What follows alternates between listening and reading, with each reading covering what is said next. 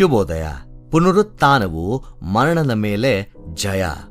ಕೊರಿಂಥ ಮೊದಲನೇ ಪತ್ರಿಕೆ 15ನೇ ಅಧ್ಯಾಯ 54 ಹಾಗೂ 55ನೇ ವಚನ.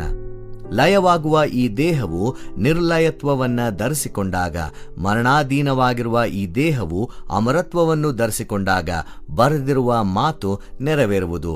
ಆ ಮಾತು ಏನೆಂದರೆ, ಮರಣವು ನುಂಗಿಯೇ ಹೋಯಿತು, ಜಯವಾಯಿತು ಎಂಬುದೇ. ಮರಣವೇ ನಿನ್ನ ಜಯವೆಲ್ಲಿ? ಮರಣವೇ ನಿನ್ನ ವಿಷದ ಕೊಂಡಿ ಎಲ್ಲಿ? ಪೌಲನ ಈ ಘೋಷಣೆಯ ಮಾತುಗಳು ಹೃದಯದಲ್ಲಿ ಒಂದು ಧೈರ್ಯವನ್ನ ಮತ್ತು ಸವಾಲಿನ ಘೋಷಣೆಯನ್ನ ನೀಡುವಂತದ್ದಾಗಿರ್ತದೆ. ಈ ಮಾತುಗಳು ಕೇವಲ ಸಮಾಧಾನ ಮಾತ್ರವೇ ನೀಡುವುದಿಲ್ಲ, ಅದು ಸವಾಲನ್ನ ಹಾಕುತ್ತವೆ. ಮಾನವ ಜೀವನದ ಮೇಲೆ ಪ್ರಾರಂಭದಿಂದಲೂ ನೆರಳು ಹರಡಿದ ಆ ಶಕ್ತಿಯನ್ನ ಎದುರಿಸುತ್ತದೆ.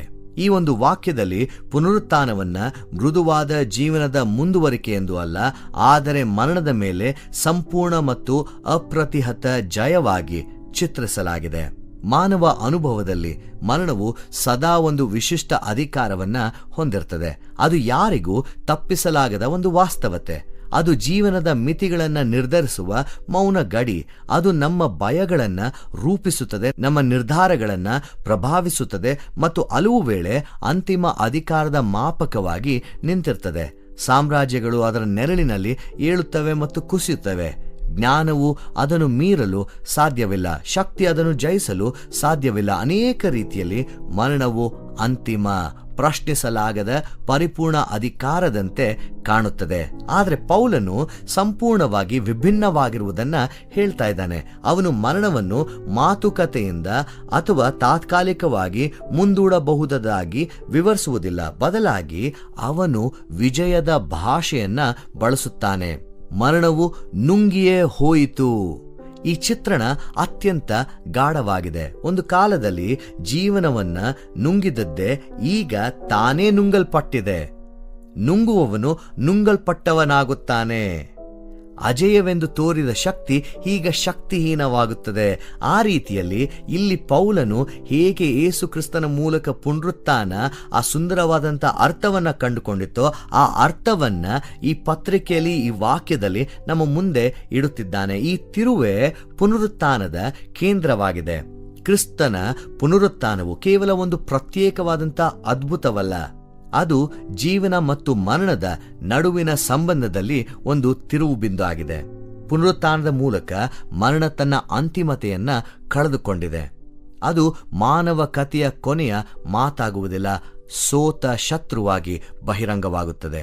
ಇಲ್ಲಿ ಒಂದು ಆಳವಾದ ಅಸ್ತಿತ್ವಾತ್ಮಕ ಬದಲಾವಣೆ ನಮಗೆ ಕಾಣಸಿಗುತ್ತದೆ. ಮರಣವು ಇನ್ನು ಮುಂದೆ ಅಂತಿಮ ಅಧಿಕಾರವಲ್ಲದಿದ್ದರೆ ಜೀವನವು ಭಯದಿಂದ ನಿಯಂತ್ರಿಸಲ್ಪಡುವುದಿಲ್ಲ. ಮಾನವ ನಡೆನುಡಿಗಳ ಬಹುಭಾಗವು ನಷ್ಟವನ್ನ ತಪ್ಪಿಸುವುದು, ನಿಯಂತ್ರಣವನ್ನ ಉಳಿಸುವುದು ಮತ್ತು ಶಾಶ್ವತತೆಯನ್ನ ಪಡೆಯುವ ಬಯಕೆಯಿಂದ ರೂಪುಗೊಂಡಿದೆ.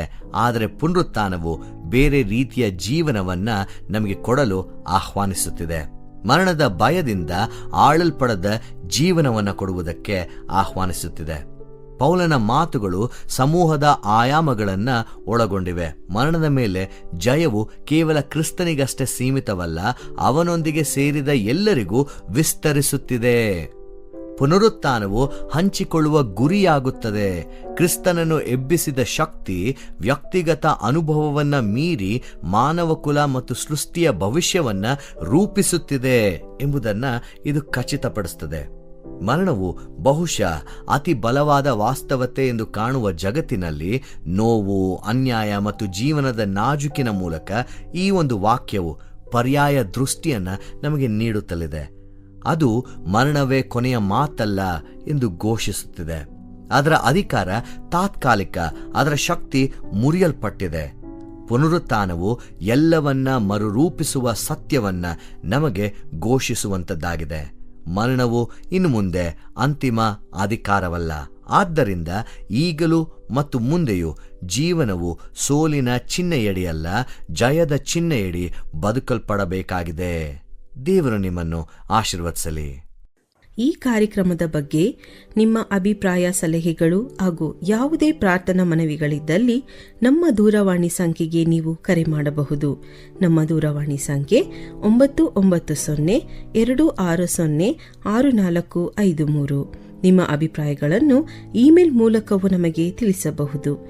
ನಮ್ಮ ಇಮೇಲ್ ID info@fibaonline.org. ವಂದನೆಗಳು.